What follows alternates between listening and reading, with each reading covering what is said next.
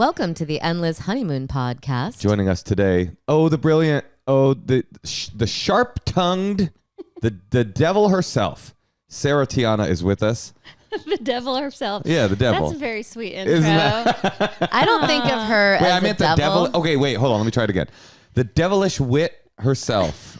Okay. The deviled egg of What comedy. are you, P.T. Barnum? Sarah, thank you for joining us. Thank you for having me. We brought you here today to see if you could get Natasha to understand sports. Oh my God. very easy. I was just having the best time talking with you before we started, and I totally forgot that you love sports. Yeah, she would have iced you out if she had remembered. No, it's just, I just truly don't understand. That's okay. I mean, that's how I am with, wallpaper. Yeah, that's a really good analogy. Her sports is her wallpaper. Yeah. Okay. It's like, I care about that because I think I just need something in my life that's fair and that I understand. And there's a winner and a loser based on merit and effort. You can't score a touchdown because your dad's a cinematographer. So that makes Hollywood make sense, calms me down. So you like it because there's no nepotism? Yeah. Because it's purely skill-based. It's purely skill-based. I mean, obviously there are players in professional sports now who are the children of professional athletes from years ago, but that's not a universal. But they're also not Nepo babies. They have to be good enough. They still have to be good. And they probably have some sort of weird physical. Well, they were trained by, master very athletes. good athlete. Like LeBron's children have had the best trainers but I'm sure Michael Jordan's children had very good trainers, but they're not in the NBA. Do you think, what are the odds that you think our daughter, who you've met, will play in the NBA? In the NBA? In the NBA. I feel like the odds are very low. Yeah. For a woman to get into the NBA. But if they opened it up to women, you think our daughter would be probably a pretty good contender? It depends on how hard she works at it. Well, Natasha's 4'11". Okay. Let's start there. Yes. So let's say she works super hard. Yeah. I think she's not going to be able to dunk. No, nobody in the WNBA can dunk. Is there literally no one? I mean, someone used to have that joke about the play-by-play of a WNBA game. It was like, and another layup. Another layup. But I think they can. They just they don't really do it, even if they're 7 feet tall. Sarah, you just released the hottest special. It's called Fody Fo. 44, yeah. It depends on how you pronounce it. Sure. I would say Fody Fo. Mm-hmm. But is it because is Fody Fo? Are you Fody Fo? I was 44 when I taped it, but that was also Hank Aaron's number, who was a professional baseball player. You love Hank Aaron. She's a huge Aaron head. Huge Hank Aaron fan. Yeah. You know how many home runs he hit? 10. Good. He hit Very 10 home good. runs. He did, but many times. Yes, he holds the. Wait, is it home run 6? record. I think 62. No. It's not 60. Oh, total in his whole career? Yes. 6 million? Yeah, 6 million. He did it in honor of the Jews. Yes. He hit 6 million home runs. No, I was thinking, who is the one season record holder? It's not Roger Maris. Is it Hank Aaron? No, single season record holder, I believe. It was when the home run record was being chased by McGuire and Sosa. and that white lady. I believe McGuire won that. I can't even remember. Now everybody's gonna come after me because I don't have it. Don't worry, they've tuned out when we started talking about baseball. Yeah, they don't it's even okay. know. We don't have to talk about it. Do you It talk was about your 755? Do you talk about your 755? See, but I don't know how the game works, so I don't know. That could suck, that number. It doesn't because it's the most ever. But did you think that there was a possibility it could be 6 million? That a person I don't know. could do Maybe they hit a anything? home run every day when they play a game But for then they practice. would have to have played 6 million days. I mean, Do you know how I many don't know. days- Maybe they did it all day long. Wait, hold on. Hey Siri, how many years is 600? Ask Siri how many years 6 million days is. Moshe. This is gonna be good. All right, forget it. Well, a million is 11. A million seconds is 11 days. So. A million seconds is 11. How do you know that? Because I used to have a bit about the difference between a billion and a million. Because you remember the bailout bill when it was like $787 billion and people kept rounding it to 800 billion? I was like, let's not round in billions because the difference between 1 billion and 2 billion is a lot of money. You'd be like, you'd retire. Yeah. Like 1 bill. Okay. So if you go to sleep for a million seconds, you'll be asleep for 11 days. If you go to sleep for 1 billion seconds, you'll be asleep for 32 years. Oh, Natasha, doesn't that sound nice? I feel like you would love to sleep for 1 billion Oh seconds. my gosh. When you become Who wouldn't? when you become a parent, I think all you want to do is sleep. I got LASIK eye surgery last year, 2 years ago. And because they said I got to take a 4-hour nap when I was done. I was like, I'll do it. You didn't even have vision issues? No. Yeah. We just got LASIK on our daughter, on our 5-year-old. No, you did not. Well, she doesn't have vision problems, but there's a new experimental laser that gives them really, really sharp sight. And that's like for basketball in the for future. Basketball. Yep. Yeah. We've got those wraparound kind of goggle ones that the NBA players. We're kind of pushing her towards a life in sports. Are you pushing your kid towards a life in sports? Yes. What sport? Oh my God. You showed me a video of your kid. Her kid is like such a good baseball player. I swear to God, I bet your kid is going to be have more home runs. He's going to have Than 700. Yeah. than Hank Aaron. 756? I had never seen 6 million and one? He was like 2 years old and Yeah. he was like literally hitting the baseball like, I mean, that's- as a baby. In the air, yeah. So is he really good? He's very good at baseball. Yeah. He's 3. Very, very good. Yeah. He's 3. When you say he's very, very good at baseball, At 3, he's very, very good for a 3-year-old. what does that mean? Like he can like, He hits it in the air. He's already on roids? He hits it in the Is he air. taking PEDs? Be honest. No, I wish. I wish I could get him She puts it in the smoothie. Pediatric enhancement drugs? I wish I could get him to eat anything besides a peanut butter and jelly sandwich. That would be fantastic. how many hours a week are you guys playing baseball? It's whenever he wants to play. So I don't go, it's time for you to play baseball today. Although I think that's what you assume. I But think you could be a good baseball stage mom. Oh, yeah, totally. You're like, eyebrows up, smile, cheekbones, cheekbones. Spit the spit to your Oh, yeah. right.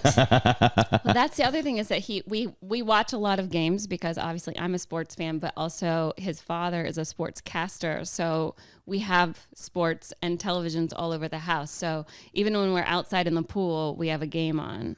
Now, a sportscaster is somebody that does like spells to make a team lose kind of a thing? Yes. Yeah. Yes, they have a wand Yeah, and they yeah. decide who wins and loses the game. So we're very lucky. I feel like my next incarnation, if I do something bad in this life, will be to like be a child in her house and just like That's your punishment? sports everywhere. Like you can't escape it. It's like every time you're like swimming or there's like games on and Sure. I don't something about the ambient noise of sports like makes my skin crawl. I feel you're being racist. I feel our friend Uh, Don't like commentary. that's what her husband literally does. That is what a sportscaster is. It's not actually a spell, man.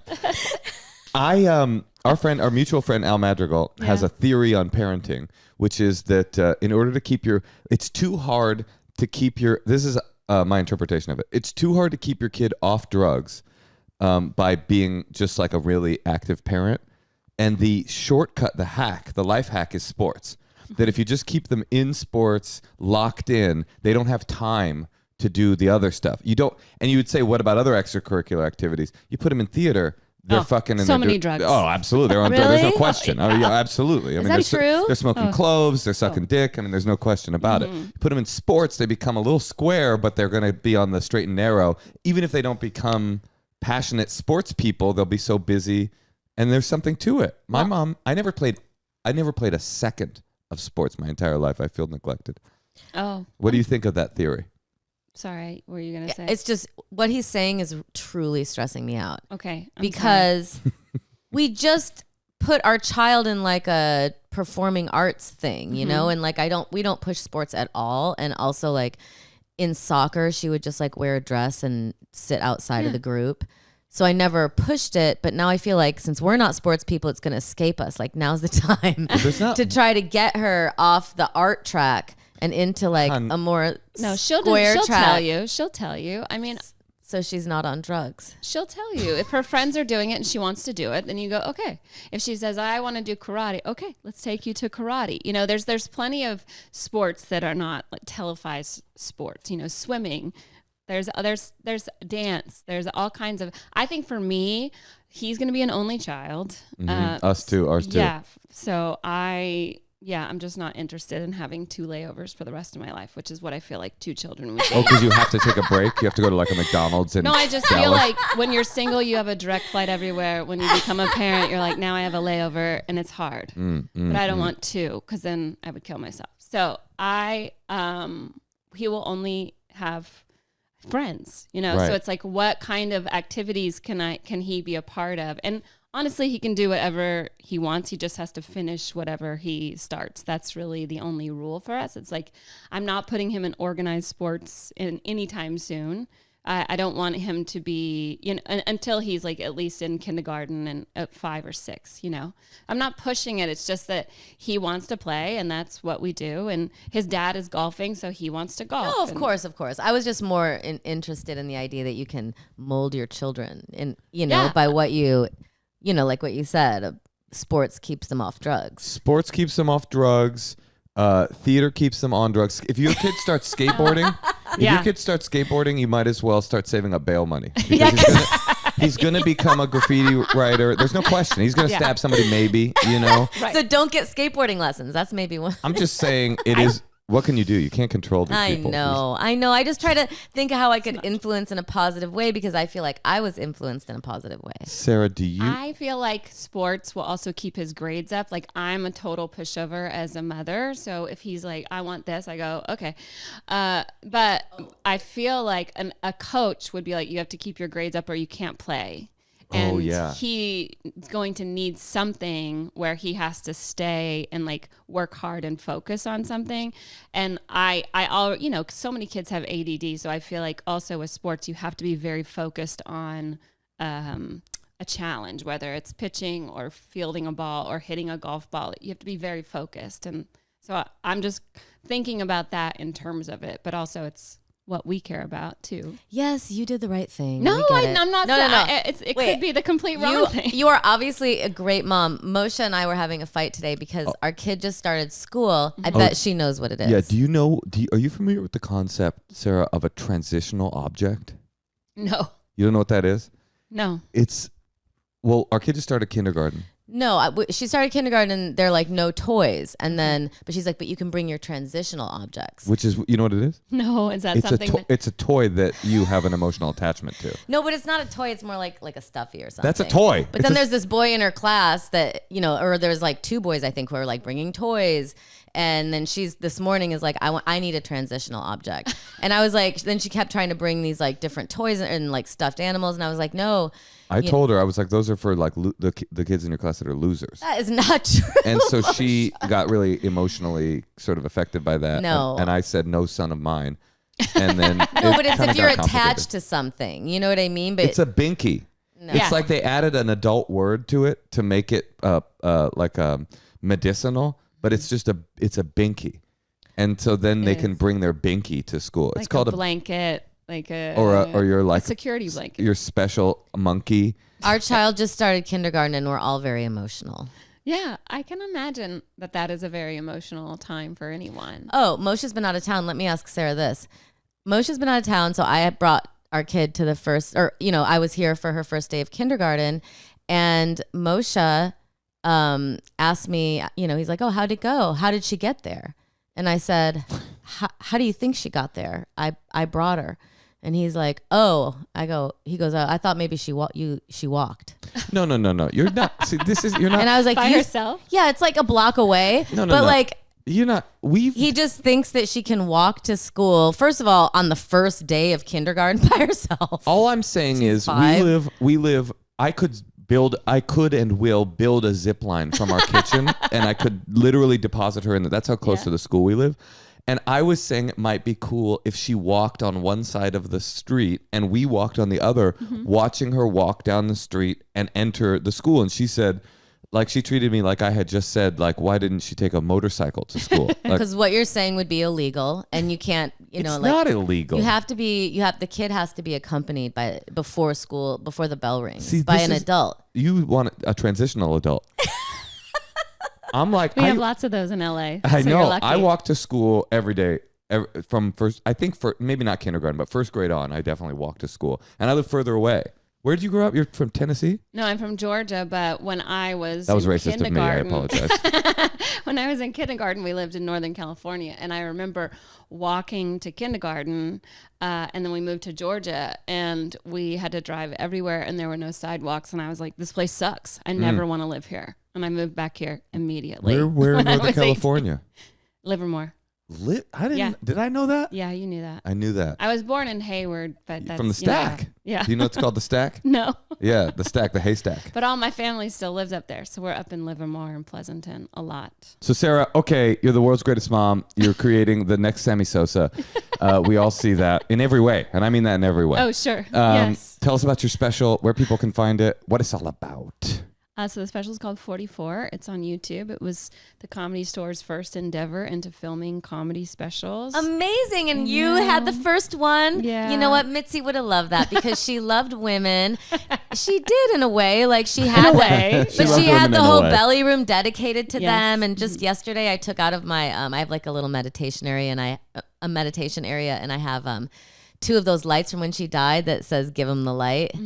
And like I brought them out and I like lit them and like was thinking of her. And I think that she was like, it's so nice when someone was able to create a place for so many creative voices that would have never been heard, you know, because of the specific tone that she set for that place. Like she probably created Jim Carrey and like, you know, so many She great loved women. people. She created Jim Carrey. I'm just saying, like She that's. did. I mean, and countless others. I'm just saying how cool it is that Sarah is the one who is premiering. She's the Hank Aaron of Comedy Store comedians. That's huge, and I'm It is. It is. I feel very honored to even have been asked, and for them to do it at the Comedy Store in the main room, which is, you know, where I started comedy. I didn't start comedy in Georgia. I started it out here, and the Comedy Store is my first club, so it's my home club. And to be able to do it in a place like that, just like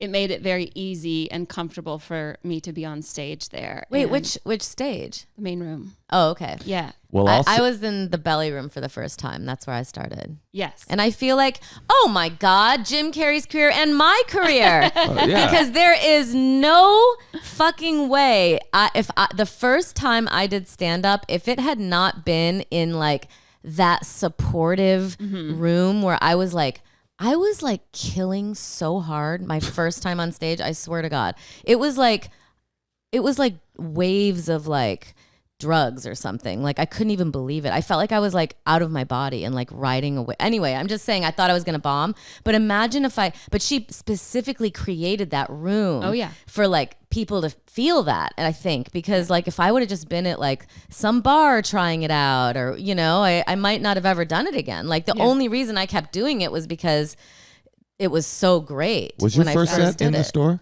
No. My Where's your first set first was set? not at the store. My first set was at the Hot Wired Cafe on Laurel Canyon in Riverside. See, she had the stick-to-itiveness to be able to do it at the Hot Wired and keep going. Mine was the Luggage Store Gallery. It was an art gallery in San Francisco. Oh, no way. I remember that well. And I don't think I remember waves of drug-like laughter. Well, your first show was in the belly room, Natasha, ever? Oh, wow. Because I took Adam Barnhart's Yep. stand-up Oh, comedy I class, see. like just because I talk about this in my book, but if there was, my approach when I moved here was if there was any kind of comedy instruction class within like, you know, a 60-mile radius, I took it. So I like every single night I was like in like commercial acting. I was, you know, one person show class, writing for TV, like adjunct, you know, like I was just like doing like all these, you know, commercial acting, like in a warehouse. Like, so anyway, I took this stand-up comedy class. Well, let's get to the nitty-gritty. What, you don't want to keep hearing about No, my I do. I life? love your career. But Yeah, I'm going to get to the nitty-gritty because you said how honored you are and how nice it was. So I'm going to say the things you're not going to say. Sarah's a killer. A straight. Oh, you didn't I want would to talk call- more about my You're a killer career? too, honey. You're a killer too. I'm like, why are you cutting me off? No, I'm not. I'm trying No, to. no, I'm teasing. I'm shunting traffic to 44 on YouTube. Sarah's a killer. She's the devil incarnate. She's literally a devil. And one of the you're such a great stand-up, such a great joke writer, and I love watching you work. Everybody should watch this dang special. That's very nice. It's true. But coming from you guys, that's very nice. It's the dang truth. I really appreciate it. Yeah, I mean, it was kind of, when they asked me to do it, I was like, oh God, what do I have? Because I feel like I lost so much material during COVID. I just forgot stuff. I never brain recorded. fog? Yeah, just yeah, COVID fog. I have long COVID, so I lost half my material. Oh my God, I wish I had long COVID so I had something more to talk about on stage. I never feel like I do. The long COVID community is beginning to revolt right now. You wish you did, huh? I feel like having one kid, you probably have a different relationship when they're older too. Like, I wonder. I'm hoping we constantly have a good relationship. Also a son, I feel like he's always going to be a mama's boy. So I'm kind of very looking forward to that because he already is. Like, you're training him with a bat. It's like when the apocalypse begins, he'll be all strong and baseballed out. Yeah. Totally. Like, our kid is just going to be useless. We're going to have to like pack her in the back of the RV and hope that we don't get stopped by like roving bands of white supremacists on our way to the apocalypse escape your hatch. kid's going to be smart. Like, my kid's not going to be able to read, but he'll be able to hold a bat. Smart's not going to help though. That's the thing. At the end of the world, smart's out. You know, I mean, what use do we have for lawyers and gymnasts? What we're going to need is bruisers with baseball bats to get us to the safe space.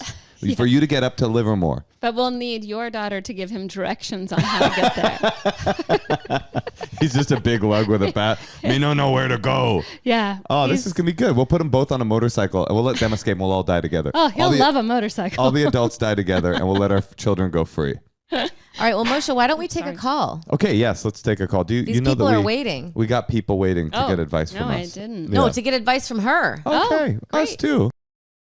Hey, Tosh. Yeah, Moshe. As a sober, wet blanket loser, I can tell you there's nothing more embarrassing than being at a party and drinking on a sparkling water while everybody else is sipping on wine. That's why there's hop water. In fact, Moshe, I drink and I've actually been really enjoying hop water. Hop water's good. It's a sipping beverage, but it's non-alcoholic, sparkling hop water, and it's got adaptogens. So if you want that brain to bulge and you want to look cool at a party, yeah, they got adaptogens. Yeah, they got nootropics for added mood-boosting benefits. It's HOPWTR, hop water, and it's made from an exclusive blend of hops that gives it all the crisp, citrusy pine flavor that we crave. The best part is hop water is purposefully crafted without calories, carbs, or sugar, but it is really refreshing, and I'm not kidding. This stuff tastes really nice. It makes you feel like you're having a drink experience rather than just sipping on something to quench your thirst. Hop water's a perfect brew to help you unwind at any time, and I know you'll love it too. Listen, for a limited time, just our listeners get 20% off your first purchase. You want this stuff in the fridge for when people come over. Anyone can drink it. There's nothing worse than like having a stacked fridge full of stuff that your friends come over and they're all on the wagon. They don't want to drink your beer. They don't want to drink your wine. They want to drink your hop water. So get 20% off your first purchase and free shipping when you order 24 cans or more by going to hopwater, HOPWTR.com/honeymoon. Don't wait, order today. Go now to HOPWTR.com/honeymoon. Get your case. Hey Tosh. Yeah, Moshe. I am so uncomfortable. I've been wearing this bra that I bought from Sears Roebuck Company all day long and my titties are chafing. You know that feeling when you get home from a long day and immediately want to take off your bra? With Honey Love, you'll never experience that again. Their bras are so flippin' comfortable, you'll forget you're wearing them. And honestly, I have fallen asleep in my bra before. You're saying it's more comfortable than a Sears Roebuck hardcore bronze underwire bra? Honey Love's bestseller crossover bra is so comfortable, it's sure to be your new go-to. And also, if you're tired of bras that cause bulging in the back, Honey Love's bras are designed with back smoothing fabric to prevent a bra bulge. Ooh, I hate bra bulge. You don't even know what bra bulge is, Moshe. You don't know what Male I know. privilege. Honey Love has you covered for the everyday look, workouts, weddings, and more. Honey's what you need in your life. You've earned it. They don't just have bras, they've got shapewear too. Treat yourself to the best shapewear on the market and save 20% off at honeylove.com/honeymoon. Use our exclusive link to get 20% off. honeylove.com/honeymoon. Cinched, snatched, and lifted. It's time for Honeylove. All right, we are going to call. Waiting on the line is Raquel in Los Angeles. Hi, everyone. Hey, Raquel. It's Natasha, Moshe, and our friend Sarah Tiana. Hello. Hi. So nice to be with you guys today. Big fan. Nice to have you here. You're looking on point, camera ready. We're excited to hear in it. LA. Yeah. Wow. What's 8 up? self-tapes this morning. Yeah. Not Beautiful. Much, but, oh my gosh, I could really use your guys' advice today. So I'm super happy to be on. Heck Okay. yeah. Should we jump right in? Yes. Yeah. We suggest the Stella Adler method. That's Natasha's preferred acting method, but I've always been more of a method guy. Go ahead. How can we help? Sounds good. Okay. So I'm in a new relationship. It's just been about 3 months. We met kind of at the wrong time. We met on the same day my ex and I broke up, Oh. but we have a total meet cute story. It started like a wildfire. Anyways, Are you reading this off a prompter right now? what? This is very well crafted. Keep going. I wrote notes because I'm nervous. But anyways, so, while we were dating, he told me that he had a trip planned to Singapore for 2 months where he had to work overseas. He just left a week ago. And, a month leading up to him leaving, we started kind of having some trouble in paradise. I started seeing red flags. I've just been very anxious about the whole thing. And so my question is, if I kind of have this gut feeling that it might not work out, we've only been together a little under 3 months, should I wait the 2 months? What are the red flags? Yeah, give us some red flags. Is it literally the flag of Singapore? Isn't that red? Yeah. Okay. A few red flags. So he told me he was in love with me at first sight. He also told me that he's never really been in love before. He's 50. I'm 36. So I've had several relationships and I've had a lot of experience dating and being in love. Wait. Hold on. He's 50. He's 50 and he's never been in love. That's a Yes. that's a big old. Yes. Yeah. I mean, he says he's had love for people. He does have a son, an older son, but he's said he's never really been in love. And Okay. All right. Give us one more red flag. What else we got? Okay. Did he say he has love for his son, or did he say I love my son? No, he does love him. That'd be cool if he was like, oh, that's my son. I got love for him. I'll be honest. Okay. What else we got? And then another red flag is very generous over giver, but doesn't communicate any needs. So a little passive aggressive, gets upset with me for not helping him clean up after he makes me dinner, even though that was all his idea. Right. So just these subtle jabs here and there, and just emotionally a little closed off. And so, yeah, I mean, I don't know. He kind of asked me to move in pretty soon. There's just a lot of things happening, and it's only been 3 months. So I'm not feeling great about it. However, he did for my birthday buy me a trip to Japan. And so he asked if I would just meet him in Japan at the end of his trip. And so that's kind of my dilemma. Do I trust my gut and kind of call it quits while we're apart? Or do I kind of see what happens over the next 2 months? We meet in a different country. I mean, I will tell you, I was abducted by a con artist when I was 23. If you want to read my book, it's a chapter in my book. Okay. And every single thing you've said so far, he also did. Interesting. Yes, so you know. I also was catfished, Love and to mom. me, it sounds like this guy has a second family, and they live in Singapore. I swear to God, and he's asking you to meet him in Japan because he might have to go back to his real family. My person made me fly to Hong Kong. On my way, I was meeting him in Australia, and he's like, make sure to have a layover in Hong Kong and get me some silk sheets. And then I had to buy him silks in some district and then get back. He liked to send me on errands as a, you know what I mean? To control you. Yeah, it's kind of that type of thing. Meet me in Japan, and he probably borrowed that however much money that cost your trip. He probably borrowed it from some other woman, like older woman or something that's in his life.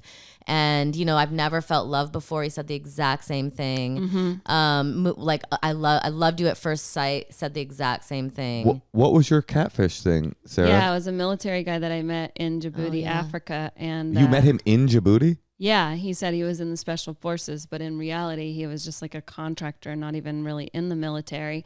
And he told me that his family had died in the military was his whole life. And, you know, and then he just, every time he sent me emails and messages, he never called me by my name. It was always pet names. And I was like, me man, too. Mine was Wiener. Yeah. If it Beautiful. was. What a beautiful Yeah. pet What was name. yours? No, beautiful Miss America. Not Wiener? Princess. Wow, so he wasn't a romantic No, guy. not as Yeah. romantic Yeah. as Natasha's guy.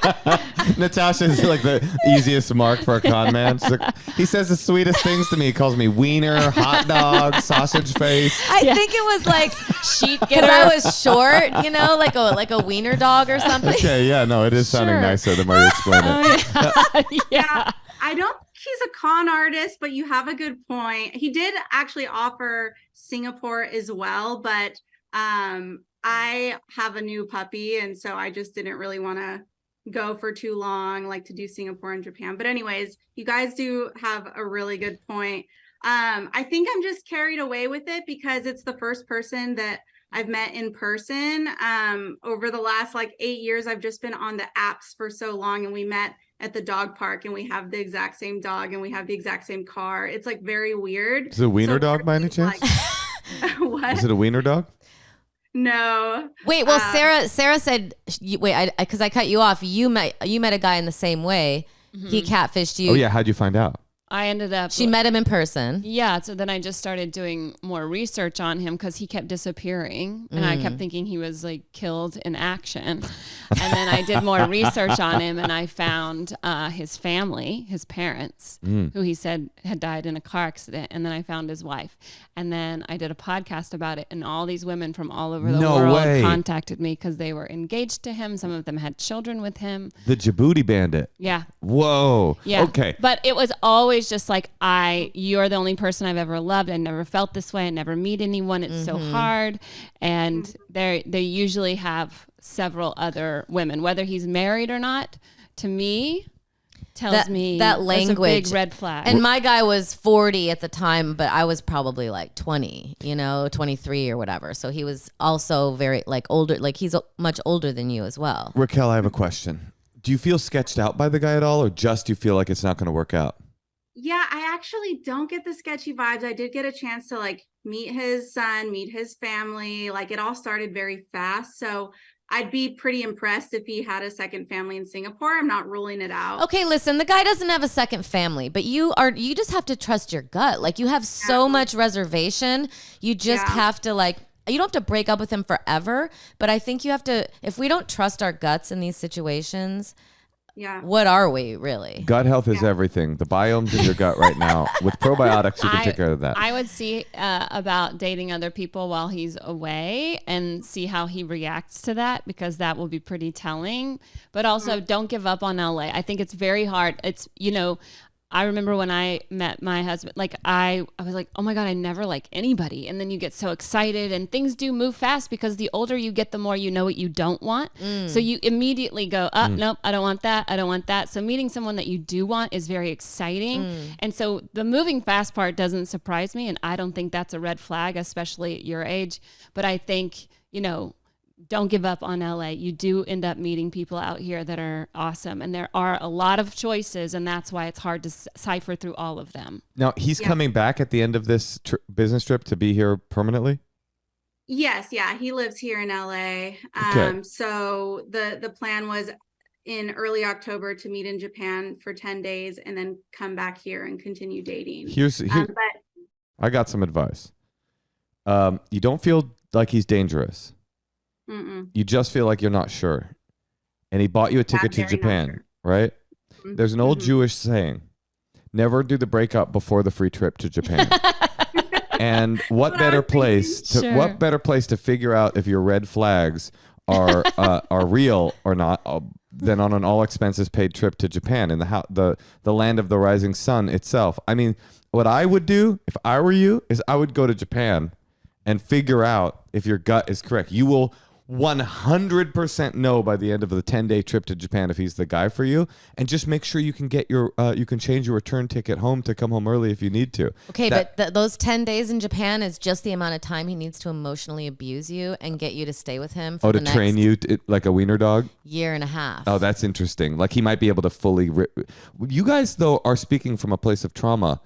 Like it's possible. But it's also that when somebody gives you something like that, they're expecting, what do they expect in that's return? interesting. That's the question, is like, And- what and how does he react? want from this trip? And more also importantly, how does he react when you don't do what he says? Yes. And what he likes and what he wants? And is that making you feel bad about yourself? Because that kind of stuff can wear very slowly, but then, next thing you know, you're kind of like, What is the answer to that?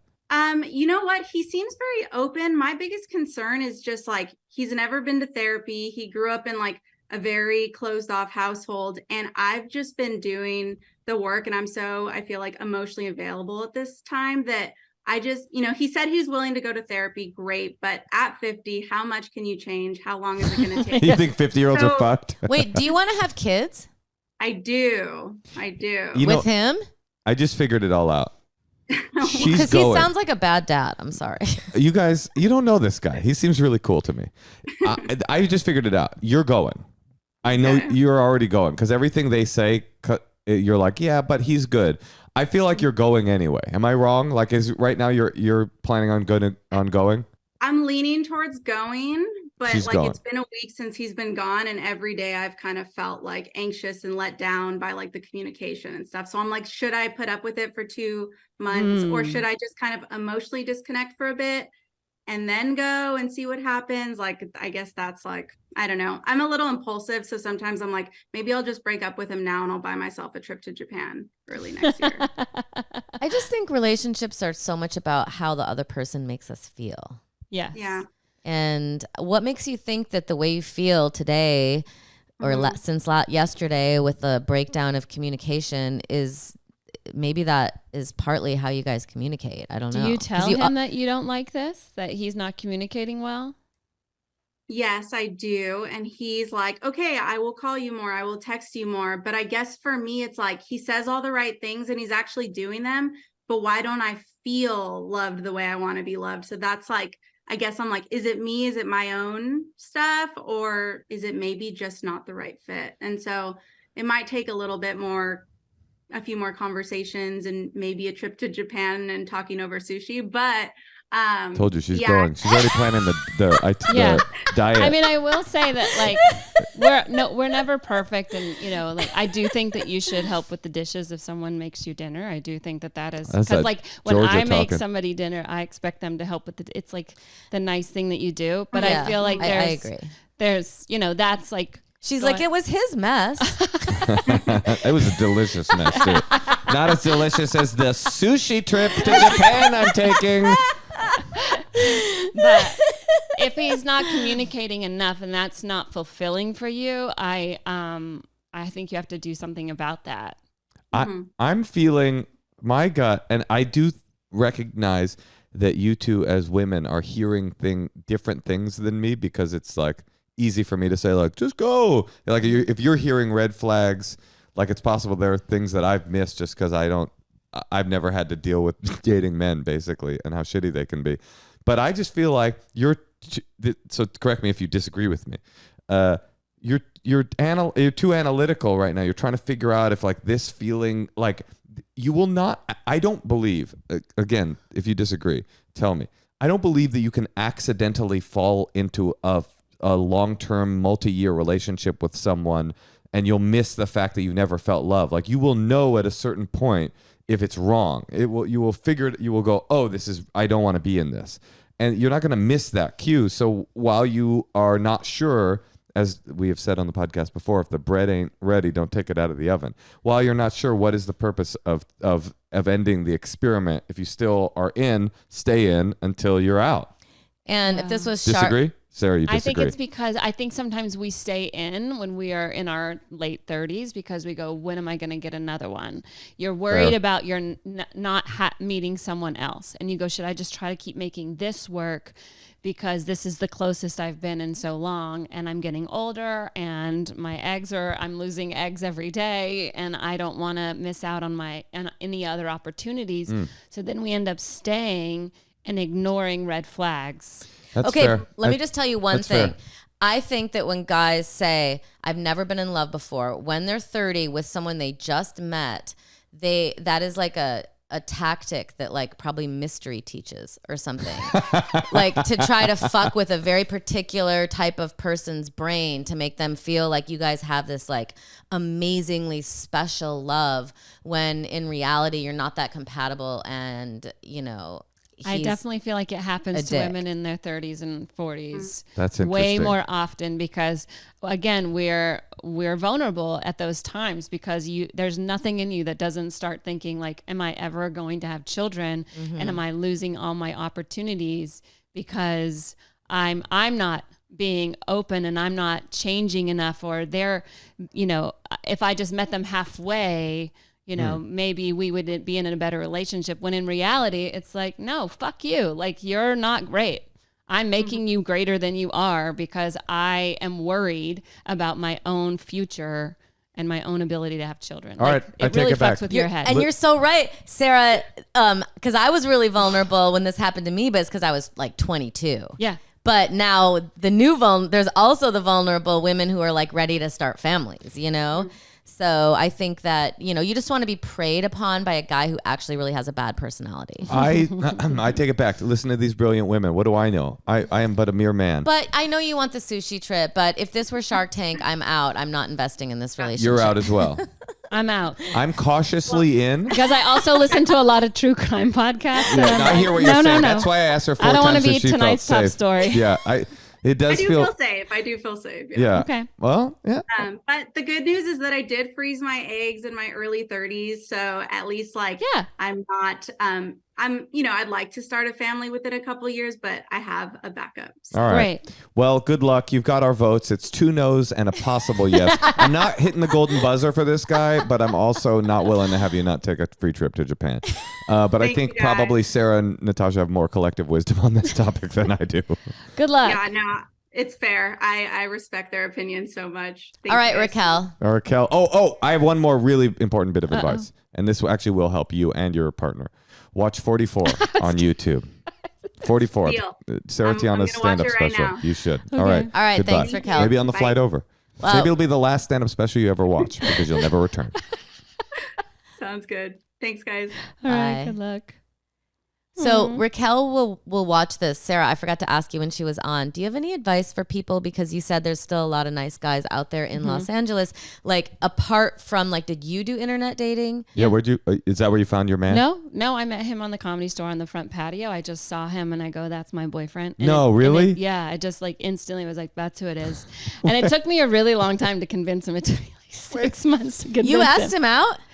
I mean, I just immediately hit on him and I, Wait made a minute, him get Sarah. my number. You just got through telling Raquel when a guy says I'm in love with you at first sight at a certain age, it's a control tactic. But that's I said basically that. what you did to your man. You were like, "You're mine." But I didn't tell him I loved him. Yeah. I didn't tell him I never felt love before.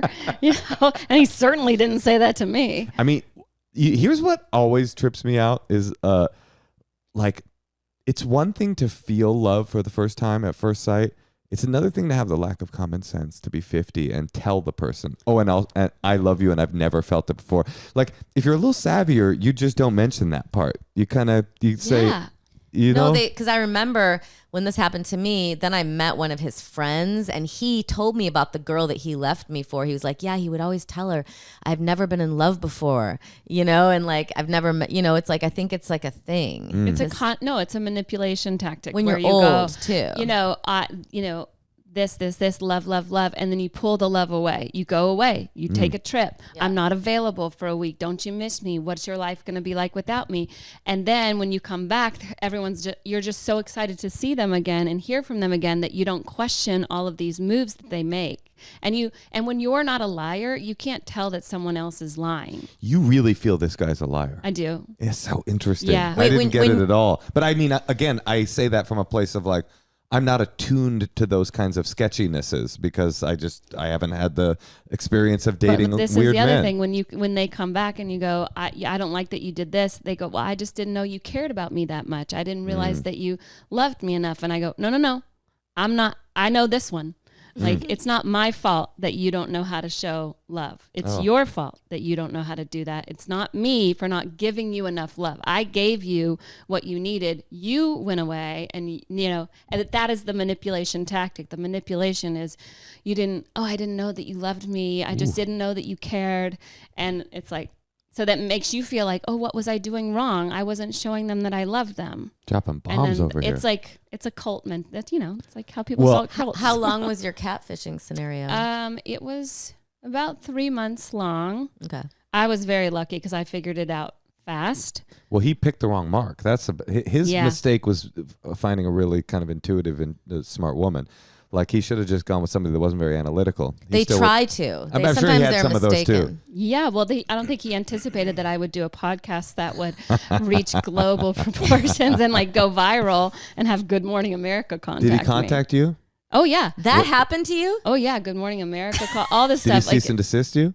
Oh, he called me and he's like, the government is going to get involved and the army is going to come after you. I go, oh, please have them call me. I would love to talk to them. My uncle's a 2-star general. Please have them call me. I would love to take care of it. Because Did you do the hand movements? Yeah. I said, please, do it. Please. Bring them. I probably already know them, motherfucker. You know what I mean? Like, you can't do this to me. And he was like in his bag of tools and he was pulling them out and you were like rebuffing them. He's like, damn, that one didn't work. Yeah, that Let one me didn't try work. another one. I can't scare her. He fucked with the wrong person. Why was it person. on Good Morning America? Because it happened a lot. It happened. It didn't go on there, but they contacted me to talk to him because it went viral. Because then all these women started contacting me, from all over and sharing this exact same pictures that I had of him. So he was just sending the same pictures, and that's why he called me those pet names and never by my name. So because he was doing like too many women. You think you were BCC'd? Yeah, could have been. I could totally have been BCC'd. Love bug. Every woman's like, oh, I miss love bug. Yeah, for sure. Where's he at now? No idea. I do. People still contact. I know where he is. Singapore? That's exactly right. He's in Did you give him any money? No, but I did mail him lots of stuff. And did I send him money? They do this thing, don't they? I don't think I sent him any money. Manipulators do this thing where they will be connected to a holy pillar of society, like the military, the church. Like they'll do this thing where they'll manipulate your desire to be like send me stuff. Oh, because I am but a war-torn. Yeah. I'm a hero for this nation. Just please, if you could send me. We have some victory vegetables we're gonna send. Should we do some secrets? Yes. Sarah, on this podcast, we have people call and leave their deep, dark secrets on our secrets hotline. And we thought we'd play a few for you and see what you think. Okay. Wow. Hey, Tosh. Yeah, Moshe. You ever feel like society is slightly depressing? Yeah, I've noticed that. You ever feel like the news cycle / life cycle is a little stressful? Yeah, I even took the news off of my phone and I'm still stressed out. That's why TalkSpace is here for you now. They've made it easy to find a therapist you like. You don't even have to leave your house. It's convenient. You can meet online. You can meet at home, wherever you're most comfortable. You can do a freaking therapy appointment in your Tesla X because you love Elon almost as much as you love mental health. Why wait? Sometimes people wait until something bad happens to talk to a therapist. You can get a therapist through TalkSpace and talk to them now. Therapy can help you shift your perspective, find tools to cope in difficult times, and be a guiding light. The time to start taking your mental health seriously is now. It's never tomorrow, and they've made it so easy you don't have any excuses. You want us to make it even easier for you? Well, we'll give you $80 off your first month. $80? $80 off your first month with TalkSpace when you go to TalkSpace.com/honeymoon and you'll match with a licensed therapist today. It's secure. It's private. They've got encryption. You don't have to worry about your privacy. Just go to TalkSpace.com/honeymoon and get $80 off your first month. That's TalkSpace.com/honeymoon. Hey, Legeros. My secret is, despite having so many friends who are mega Swifties, Taylor Swift fans, aka people just who have bought tickets, merch, whatever. I personally just pretend to like her music when I'm around them, just to not rock the boat. I don't get it. Some of her music is fine. It's catchy. I'm not saying it's the worst. And honestly and genuinely, I've been really impressed by her character and the way that she's treated her tour employees, and all of that is super admirable. I think as a person, she's great. But the hype around her music is a little baffling to me. She sings 3, maybe 4 notes the whole time in any given song. An example of one of her popular verses in a song is like, fever dream high in the quiet of the night, you know that I caught it. That's 2 notes. That was 2 notes. And I would justify her ticket sales if her dancing or whatever, but that's not it. Anyway, I just feel like an outsider, and I know that I can't say what's on my mind to that fandom, so I'm just venting to you guys. But a lot of my friends are very obsessed and have bought not only 1, but 2, even multiple tickets to her show, which I'm sure is very entertaining and wonderful. And again, I think what she does as a person is great. I just don't get it in terms of the music. Bye. This is how intense the cult of Taylor Swift is. Is this woman that was calling to talk shit did like 90 qualifiers. Right. Like, she is great. Everything about her is great. Her skin, porcelain, perfect. I love how she treats her tour staff. As a humanitarian, she's a 10 out of 10. But like a Gen X person calling But about her songs like, are trash. Yeah. Her dancing's trash. Yeah, she just couldn't get it out as a full shit. Like a Gen X person calling to talk shit about a band they hate would have been like, here's the thing. They suck. They fucking suck. But we can't do that anymore. Are you a Swift person? I mean, I don't know a lot of her stuff. I don't know a lot about That girl music. did a good impression. The way was a that big part of what she Natasha called. knows about sports is the way I know about music. Oh, Like, really? I really do not know. Like, I mean, I could probably Sounds name like a Taylor Swift fan. 5 Beatles songs. I could probably name 5 Taylor Swifts. I mean, because I do listen to country music from the 80s and 90s. But I think She's like Swift, over here with like Merle Haggard. Yeah. She knows who Paula Abdul is. Do you remember like what? Hi, it's me. I'm calling just to tell you, Merle Haggard. I mean, listen, as a kind of, gruff cowboy, I think he does a great job. Listen, But when just- it comes to people who've been in prison and also do music, he is very good. I think his work as a criminal was actually really special, Yeah. but his music leaves a little to be desired. He sounds like this. Here's me, Merle. Yeah, I feel like I've met 5 people this past week who have spent their entire life savings on Taylor Swift tickets, and that was just very confusing to me because a lot of them are moms. Oh God!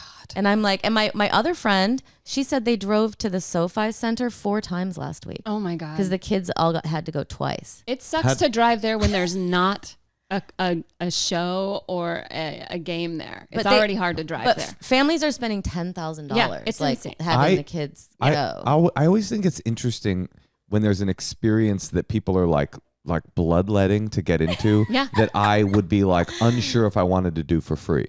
Like if somebody brought me Taylor Swift tickets front row, I would probably go just because I would like to see. But it has. I'd like I to might see get a her- bit out of it. Her outfits. Doesn't she change her outfit I just every would like song to see what or everybody's something? talking about. Yeah. I have an analogy. I bet that I'll they're probably cut cute, out. the outfits. I'll probably cut out of the podcast because I don't want to deal with the wrath. I think Barbie. There's no now, wrath, I've never honey. listened to Taylor Everyone- Swift, and I've never seen Barbie. So let me start with that.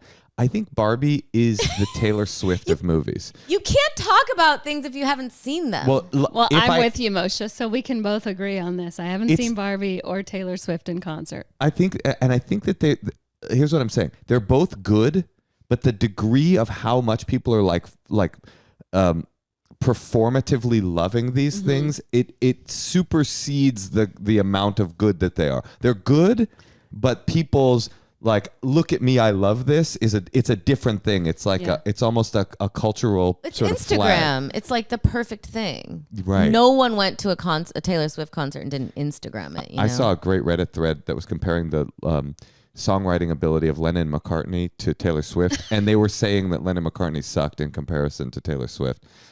I mean, I used to have a joke about her because she used to just be like a country star, and I think she had a song like I wear short shorts, or no, you wear I don't short think shorts. is that I wear her? sneakers. Oh, is that her? Yeah, Oh. and so I used to like. that was Fairy Tale, I think.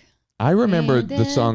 So this was like 25 years ago. I had like a joke about like country singers, and it was her. So Wasn't there a short song about a pubic hair removal chemical? Nair, do you remember that? If you dare wear. that is her Hold on, song, Moshe. Let me do it like the lady Yeah. on The Secret.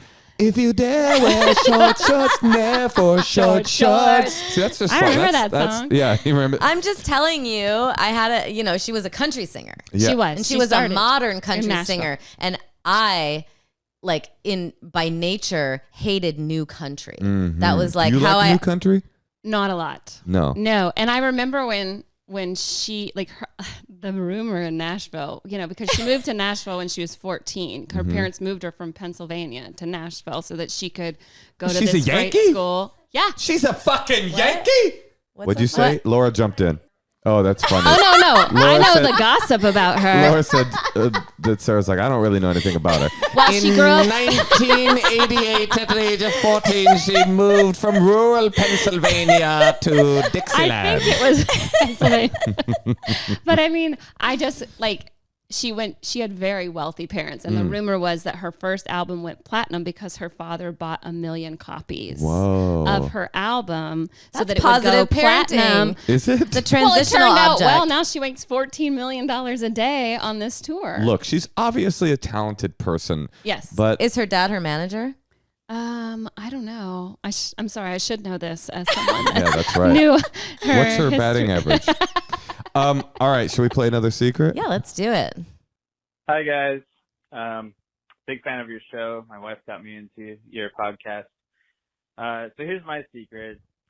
We had a power outage tonight, and sitting here in my own thoughts, and remembered and reminisced of a time that was a little bit more simpler when internet didn't exist, the product of being childhood 90s, and remembering back in the day when porn wasn't available, images of naked women and fornication. And so I would consider myself an artist. I am nowadays, but back in the day I was trying to master the art of shading. So I can get the shading right on a perfect boob, and even a butt cheek, and eventually a vagina. Eventually I worked my way towards a dick going into a vagina from all different angles, just like a close-up, did some doggy style ones. I mean, who does? I even did one of an ejaculate scene happening on a butt, and none of which I feel great about. They weren't really, in hindsight, none that I enjoyed. But I did look at them. I don't know if they really got me off, but it was a great little moment in my life. So, have to go pee. Love you guys. That was the real secret. That was all just to tell us that he had to pee. This guy missed out on a huge opportunity. At that age, you could have sold those. There's no porn. You're right. Look, nuts on butts, and you I have don't- a feeling he wasn't that talented of a drawer. You think so? Possibly. Maybe. It was Yeah. just like those cartoon drops. You Oh know? my God. But I pity the mom how would you like if you walked in on little Jaden and he had that's not your kid's No, name, right? that's not his name. But we'll go with it. Sure. Pinocchio. His name's Pinocchio. You Oh, walk that on is a little adorable. That is so Piccolo cute. Mini or And when you saw that Geppetto from across the Comedy Store Yeah. patio, you were like, that puppeteer, that's my man. I don't think that there's anything wrong with drawing penises and boobs and being. if you just saw like a whole spiral full of like vaginas and butts and like pubic hair and like That is a good women's question. tits. Like I would the whole much rather spiral. see that than like porn? knives going into bodies and Oh, but it's pets being beheaded Yeah, and that's stuff true. like that. But it's covered in like this like gel, like crusty fine. gel. I think all that's over this. healthy. Like Yeah. I would prefer for him to. I mean, they're going to do that. So I would prefer See, for him you're to do that right. to drawings than to porn, which I feel like is not realistic. Like that's not what sex is. What, you think his drawings were that realistic? He did say he shaded things.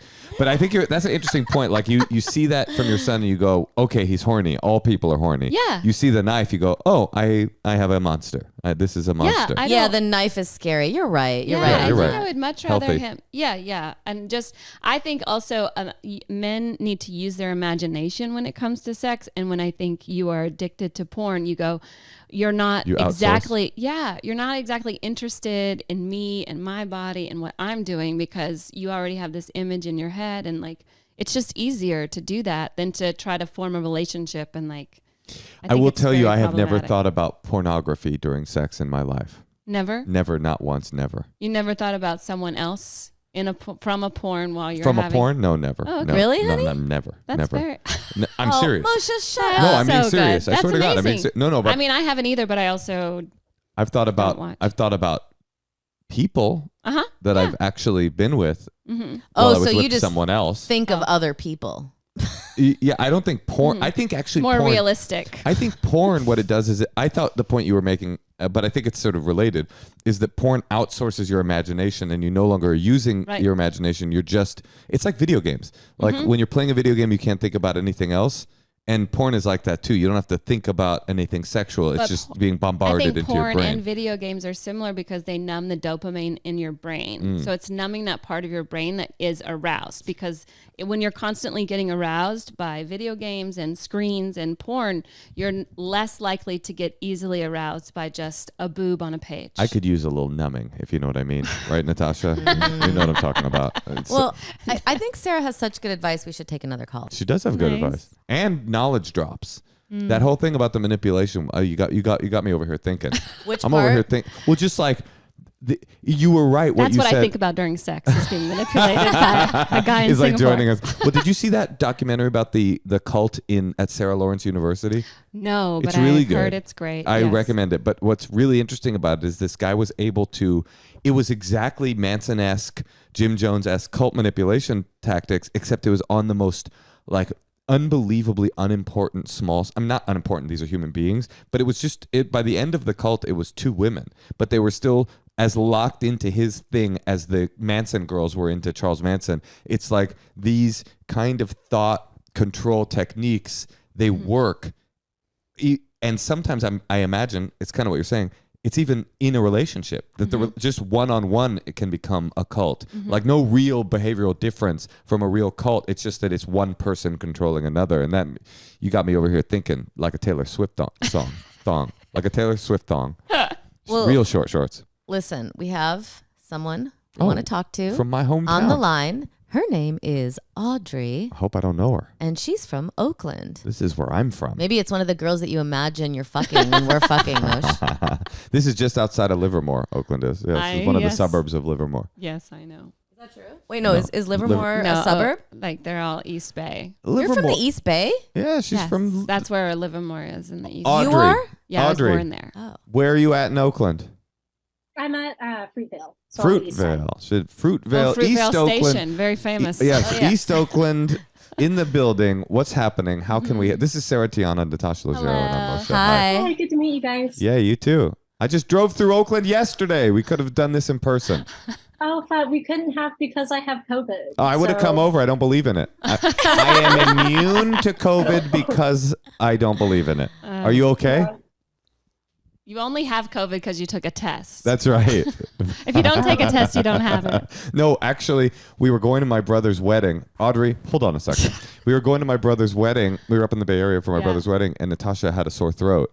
And we were at a synagogue because my brother's doing like a pre-synagogue thing, and this guy came in and saw that Natasha was wearing a mask.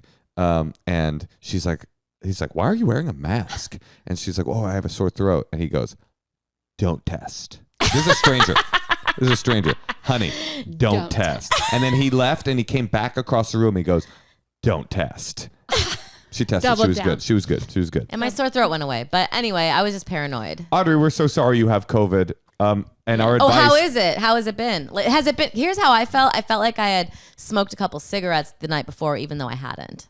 That's what I thought COVID was, but it wasn't. Yeah, this has been really, it's been pretty bad. Like I was like coughing up stuff and like never have I been this sick before. And I've smoked many cigarettes. I'm so sorry. Oh no, so you have it bad. Yeah. Well, not bad enough to not appear on a podcast. So I'm going to go ahead and say you're not going to end up in the ICU. Now, in regards to your advice question, here's our advice. She haven't asked. I know where she's going with this. I say a hyper dose of ivermectin. Okay, get out in the sunlight nude. Get out in the sunlight nude and in salt water because COVID can't thrive in a saltwater environment. How can we? Those things are true. Yeah, they seem true. True. What's up? Yeah, happy to be here to be able to ask you guys a question about something in my relationship. So I don't know, like, if I should just go ahead and ask it or. Yes. Yeah. So I've been in this relationship for about a year, a little bit longer than a year. And it's been wonderful. Like, I've never, like, in this relationship, I've been able to grow in so many ways, and I've never, like, loved, I think, authentically in my life up until this person. So it's been really great. Something that I'm kind of navigating is that, like, I also don't want to be married ever, right? I was engaged when I was younger, and that was really awful, and have been in other bad relationships where that's just been, like, not a good thing. But now I'm kind of struggling on, like, how to really tell this person fully, like, I love them and I want to be with them, like, for the long run, without saying that I want to be married. So I just feel like I don't have a lot of, like, language on how to, like, communicate that without being like, oh, let's get married and spend the rest of our lives together, you know? What do you think he feels? Does he want to get married? No. In fact, we have a lot of really funny jokes about not wanting to get married. So yeah, we're, like, definitely on the same page about, like. Do you want him to commit to you that he's going to spend the rest of his life with you without getting married? No, I mean, it's not even really about. Because that's the point of getting married, is, like, then you don't have to say it. You're just like, oh no, you already said you'd do that. Yeah. That's the point of marriage? No, I'm saying though, you know, it's like, if you're not married, isn't it easy to break up? Well, you don't have to, like, consider not a lot of paperwork. Yeah, you don't have to consider anything. Am I understanding your question correctly? Because I'm a little confused. You just kick him out of the house. What it is your question basically that you have this deep love that feels more than just, like, boyfriend-girlfriend love from your past, but you're not interested in the marriage ritual, but you want something to signify that it's more than just some relationship, but without committing to this marriage thing. Yeah, more so, like, I want to be able to, like, communicate that to him with the same, like, fullness as when people say, like, oh, let's get married. Yeah. I would like to be able to, like, say something that has that kind of weight. I got it. Tattoos. Yeah, you're in Oakland. You might as well get tattoos. Yeah. Some piercing. Joint. Get pierced together. Yeah, get pierced together so that you like handcuffed. Yeah, you're locked. Right? Mutual genital piercing, so you can't unlock. Romantic jewelry that you both wear. Well, I mean, do you live together? No, not yet. Do you want to live together? Yeah, I think so. I have to not be poor first. I'm still quite poor. Well, stop doing that. Have you thought about that? And if you get married, you can combine finances. That's true. Come on, girl. Yeah, just because you've had some bad. It sounds like you're trying to control something that doesn't need to be controlled. Oh, that is correct, Yes. Natasha. I feel like the problem. You've just been sitting at home for 8 days. Yeah, I don't feel like there is an issue. I don't feel like, I feel like you've both communicated that you don't want to get married, but neither one of you have communicated that you want to break up. So you're both exactly where you should be. But you want to, in a way, I agree with you, Sarah, but it's. No, she's traumatized from marriage. So she's Right. got it in her head. She's never getting married. And she's already trying to, like, and she's got him joking about it. And Right. she's like, oh, but I really like this guy. And now I definitely can't marry him because we, like, joke about how I'm never getting married. And I don't know. So Well- But I am traumatized by marriage. So that's not inaccurate. But this guy is not the other guys. I mean, the best thing you can do for your relationship is just make sure that this one just keeps getting better and better and stay in it and just keep letting him know how much you love him. And, learning someone's love language is very helpful. So maybe he would like that if you told him, like, you don't have to mention marriage. In fact, if it's, like, tripping you up, maybe stop saying it. Maybe you stop making jokes about it, even though you don't want to get married. And then just replace that or, also add to it just some, like, positive things about how much you love the relationship. And, like, you can even say, like, I would grow old with you, or, however you want to talk to him and let him know. It sounds like you guys have a pretty, like, communicative relationship. Yeah, definitely. I feel Go ahead. Oh yeah, I just the jokes that we have around it though are really funny. So I am kind of reluctant to like not joke about it anymore. Like, Oh, then just, write your comedy act. But also, don't ever refute Natasha's advice. That's one of the strong rules of this podcast, is that you take this advice. I guess I'm a little confused because I feel like maybe you're worried that you're going to regret not wanting to get married, or you think that something in your relationship is going to change. Because to me, it sounds like you're both on the same page, but the fact that you keep having to say, I don't want to get married, is you having to remind yourself that you don't, as opposed to you actually not wanting to. Totally. So I think maybe deep down, what you're really afraid of is changing your mind. Yeah, that's so smart, Sarah. Because he's not those other losers that you dated that traumatized you. Right. It becomes sometimes, I don't want to get married, like many things. I don't want to have kids or whatever it is. These things that are true for people, they then become badges. Yes, identity badges. Like I don't want to get married person. That's who I am in the world. And it reminded me, as you were saying it, there was this rabbi. I always drop a rabbi's knowledge on this podcast. Sure. Michael Lerner, he's a Bay Area rabbi. He used to give this. It was like a famous thing that he would say a lot about God. He would say, "Don't let the belief in the God that you don't let the God that you don't believe in, white guy on throne with lightning bolts punishing you, prevent you from believing in the God that you could believe in." Right. And it occurs to me that this is like sort of analogous to your situation. Like, don't let the idea of marriage that you think is awful prevent you from the parts of commitment declarations that could be beautiful and meaningful to you. Like, there are multiple parts of what marriage is. Some of them are very unromantic or very like basic I always say like conveyor belt human being experiences where you're just like some basic person doing the same thing everybody else has done. But then there's this other part which is I kind of think what your question is, where you're like, I want to like have this meaningful acknowledgement of my love, but I don't want it to be in this like very like statist, like, classic sort of boring thing that I feel traumatized by. But you can redefine it. I mean, Natasha said it right. Your trauma from the past has nothing to do with your relationship now.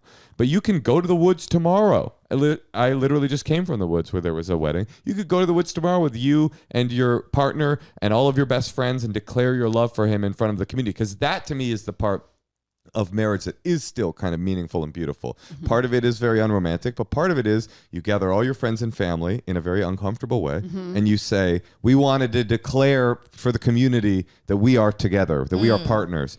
And you could do that. Don't touch my bitch. Yes.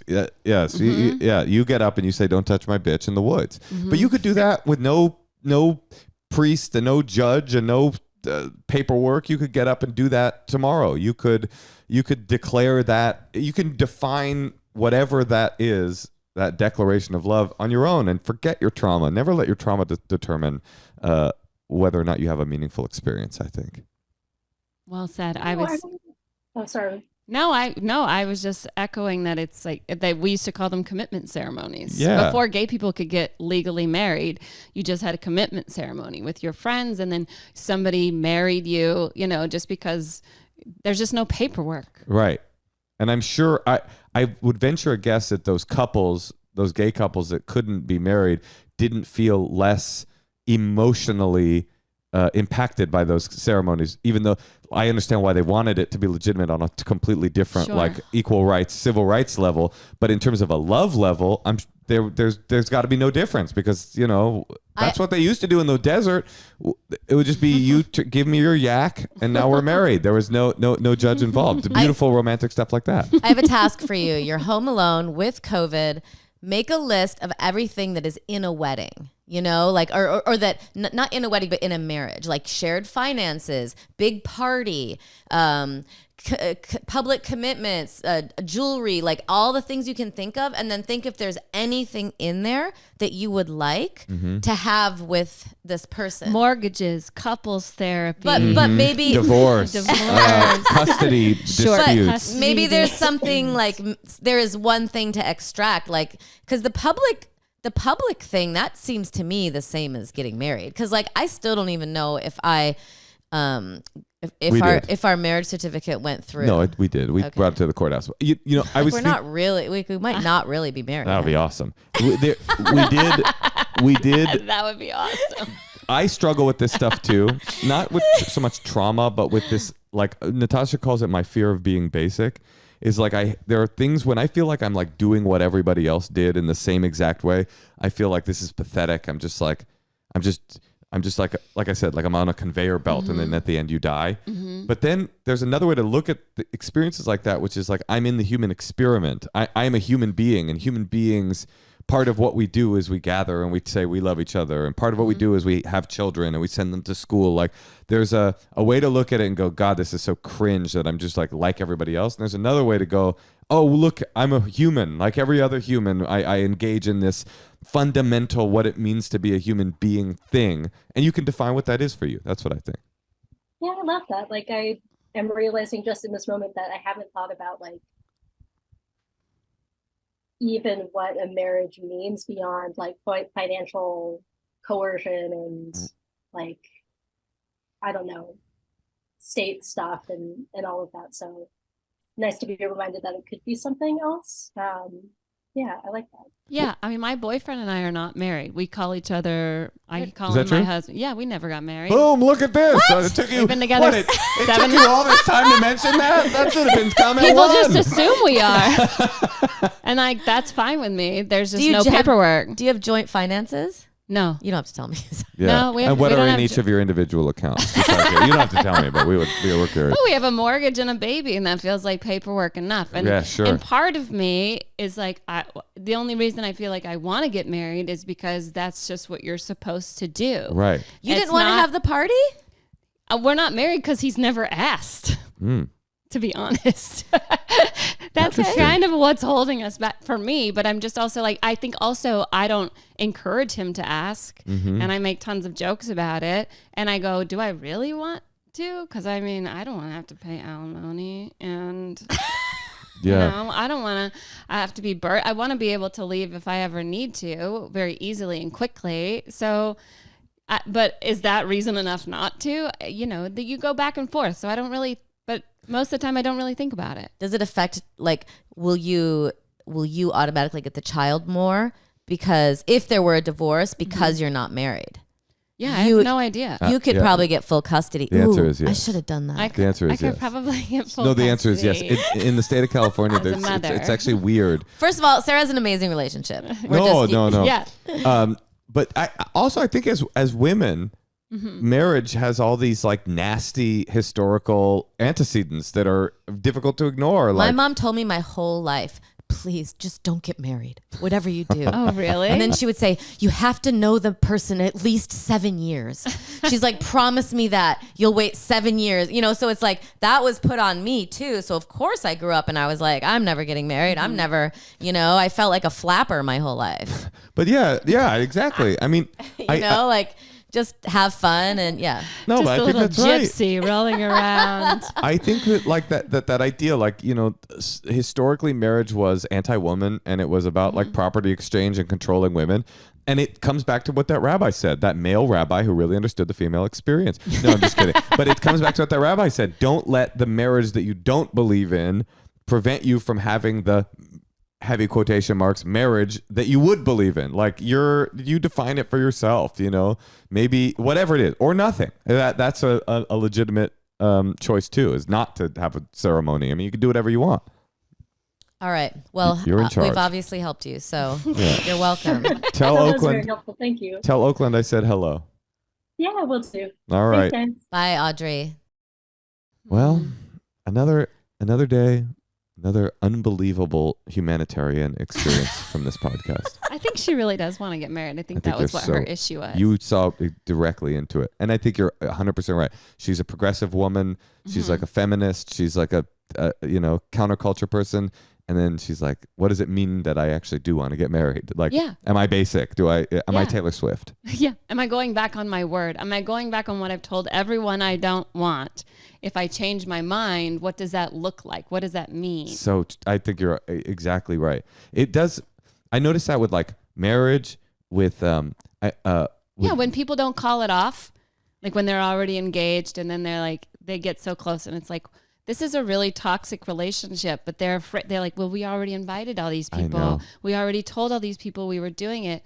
And I don't want to leave somebody at the altar. I don't want to leave this person at it's like really heavy, and it's not fair. You should just pull the Band-Aid off right now. Yeah.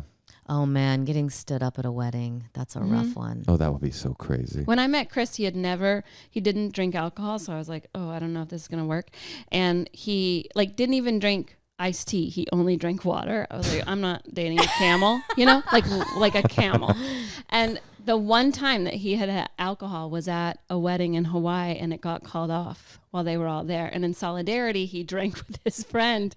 And, then he started dating me, and now he drinks a lot. But right. Well, those are your two great passions. Sports Congratulations and alcoholism, right? they go together. Yeah, that's right. But I'm just saying that, people calling off, you don't hear about people calling off weddings. And when you do, people talk about them forever. I got a bit of good news for you, Sarah. Yeah. You're going to be really happy. Okay. And Natasha, you're not going to like this. Okay, wait, hold on. I want to get one thing. Are you going to ask me to marry you? Yeah.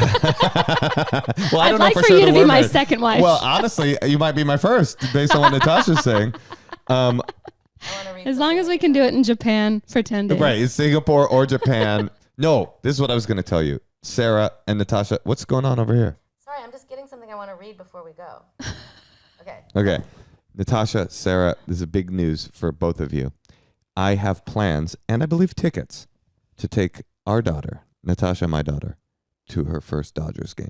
Oh. This month. You do? I do. Why didn't you talk to me about that? Because why would I tell you that? You would clearly have a violent reaction to it. Do we get to sit where they have your own private room and a microwave or whatever? Who's we? A microwave. I just want to be in a place that is not around. He's saying you're not invited. Yeah, what are you talking about? I want to come. You want to come now? Are they nice seats? I don't know. No, are we going to be sitting You're way, talking way? about the dugout club where they have a buffet downstairs. I'll go to the dugout club. If there's a buffet, I'll go. You shouldn't have your first experience at a baseball game be in a glass booth. It should be in the gnarliest seats you can get. Yeah, in the bleachers where you see a fight. Yeah. I mean, baseball's boring. It's supposed to feel a little boring while you're there. Boring. It's a little now boring. Now it's very fast. No, Have they sped it up? Oh, yeah. My whole childhood, Sarah, when my brother and my dad were baseball fans, and I would pretend I was a baseball fan because I wanted them to not think I wasn't, but I also wanted to be different. So they were Yankees fans and I would be a Mets fan. Yeah. I didn't even care about anything, but it was just not their team, basically. Yeah, it'd be sucky to be fans of either of them this year. Actually, when I go to baseball games by myself because I don't like people asking me questions,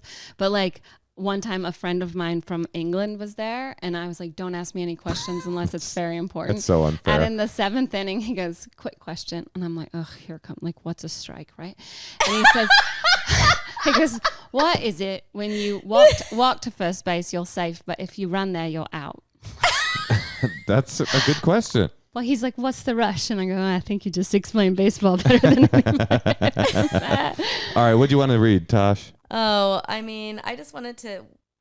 Now you guys changed the topic. Oh, I'm sorry. That's okay. I know it's really hard to not talk about baseball, but around you especially. I we know. were It's talking. teasing a bear. We were talking about marriage and people getting left at the altar and looking for love. And I saw this ad yesterday in my Instagram that Lars von Trier is seeking a new muse for his next work. And this is what he says about himself. I have Parkinson's disease, OCD, and controlled alcoholism. Controlled. Would you like to be my muse? And I guess my question was, do you think I have a chance? You? Or who do you think? I think the first What, to caller, hold his paintbrush steady while he paints Well, you? I think he's a filmmaker. It sounds like our first caller, Raquel, might have a shot with this guy. Oh, It seems like she should call him. she should call Lars von Trier. He did. I just wanted to help him he's a out. He did filmmaker. Dancer in the Dark, and what else did he do? That was a good one. It's all very depressing, very artsy films. He's a good filmmaker. Listen, If you want a if man- you're out there and you can deal with, I wasn't exactly sure what controlled alcoholism was, It sounds like he's saying he's got a problem, but it's He's a functioning alcoholic. Yeah, but and he's he letting knows you know. to only drink 4 vodkas When a he night or when he something. takes his Parkinson's medicine, he uses a bottle of tequila to wash it down. That helps steady the tremors. And then he does have an IV. Okay, but well, not a catheter. So I'm glad. You're glad hit you me up brought on it Instagram. I'd love to act as a who's the Jewish woman who's a matchmaker. Yes. Here's the who's thing. the Jewish woman? Here's the thing I forgot to tell Raquel. What her commitment ceremony should be. Okay. but I'll tell her now because she'll be listening. Watch 44 on YouTube from Comedy Central, and Sarah Tiana, just a great comic and a great person. Thank you. You can call us. You can leave your secrets. 213-222-8608. If you want to be on the podcast, you can email us at endlesshoneymoonpod@gmail.com. And also hit us up on Instagram, watch us on YouTube, and join our Patreon. We're having a dinner party again soon. Where can they find you live? Are you going on the road anytime soon? I'm going to be in Vegas with Daniel Tosh. I guess We call him Daniel. We call him Danny T. DT. Yeah. We'll be at the Mirage September 8th and 9th, and then I'll be at the La Jolla Comedy Store at the end of September. If you're in La Jolla, my favorite club. My favorite club. One of the best clubs in the world. Yeah, my favorite. Go to the website, buy tickets for Sarah because that club is amazing. So if you can So see fun. someone really funny there and not go to like some weird open mic night or something that your friend dragged you to, like you should go see I love Sarah. the La Jolla Comedy Store. And if you're in Vegas, Daniel Tosh and Sarah Tiana, now that's what I call a show. And you know what else I call a show? What we just did. All right. Thanks. Thanks, Sarah. Thanks.